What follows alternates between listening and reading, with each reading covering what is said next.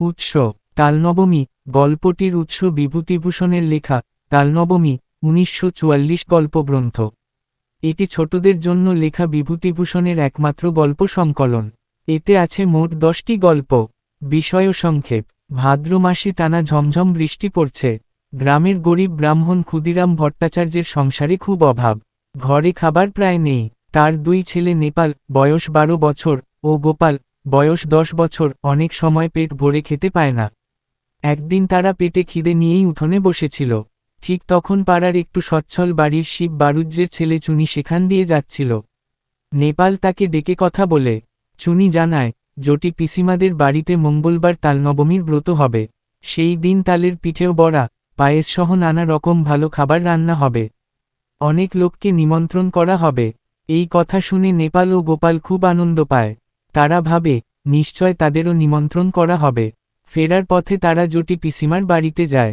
জটি পিসিমা আসলে গ্রামের নটবর মুখুজ্জের স্ত্রী হরিমতী দেবী। গ্রামের সবাই তাকে জটি পিসিমা বলে ডাকে। নেপাল তাকে জিজ্ঞেস করে, তিনি তাল নেবেন কিনা। জটি পিসিমা বলেন, তাল লাগবে। তালের দাম কি পড়বে তা জিজ্ঞেস করলেও তিনি নিমন্ত্রণের কথা কিছু বলেন না। গোপাল ভাবে, বিনা পয়সায় তাল দিলে জটি পিসিমা হয়তো তাদের নিমন্ত্রণ করবেন। তাই পরদিন ভোরে সে একাই গ্রামের পাশের তালবনে যায়।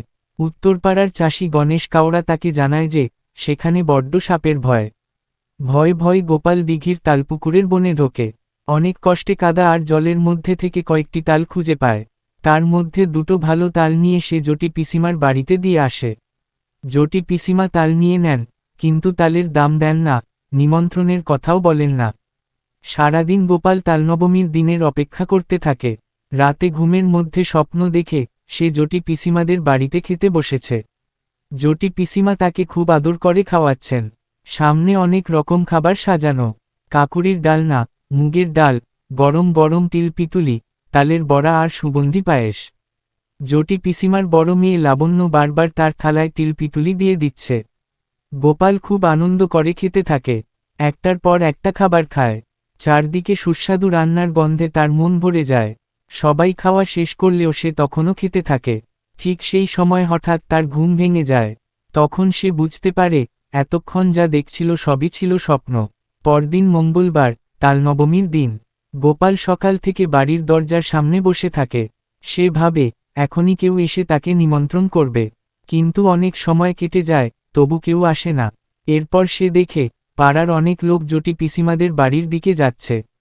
জগবন্ধু চক্রবর্তী তার ছেলে মেয়েদের নিয়ে যাচ্ছেন। তাদের পিছনে রাখাল রায় ও তার ছেলে শানু যাচ্ছে। কালীবর বারুজ্যের বড় ছেলে পাঁচু ও পাড়ার হরেনও যাচ্ছে। তারপর বুড়ো নবীন ভট্টাচার্য তার ভাই দিনুকে নিয়ে যাচ্ছেন। দিনুর ছেলে কুরোরেম গোপালকে জানায় যে, তারা সবাই জটি পিসিমাদের বাড়ি তালনবমীর নিমন্ত্রণ খেতে যাচ্ছে। তবে সবাইকে ডাকা হয়নি, বেছে বেছে নেমন্তন্ন করা হয়েছে। কুরোরেম যখন গোপালকে জিজ্ঞেস করে তাদের নেমন্তন্ন করা হয়েছে কি না, তখন গোপাল রাগে, অভিমানে দিশাহারা হয়ে যায়। রেগে দাঁড়িয়ে উঠে সে জানায় তারাও নিমন্ত্রিত। একটু পরেই তারা যাবে। কুরোরেমরা চলে যাওয়ার পর সংসারের এই অবিচার দেখে গোপালের চোখে জল এসে যায়। তার সজল ঝাপসা দৃষ্টির সামনে দিয়েই হারু, হিতেন, দেবেন, বুটকেও তাদের বাবা কাকাদের সঙ্গে একে একে জটি পিসিমাদের বাড়ির দিকে চলে যায়।